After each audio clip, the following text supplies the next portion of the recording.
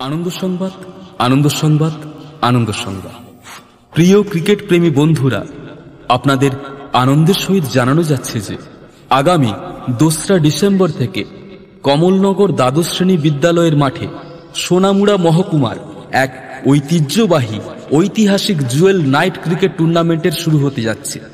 উক্ত খেলায় প্রথম পুরস্কার হিসেবে থাকছে একটি আকর্ষণীয় পালসার বাইক এবং দ্বিতীয় পুরস্কার হিসেবে থাকছে বাজাজ সিটি 100 বাইক, আর সাথে থাকছে উন্নয়ন মানের ট্রফি।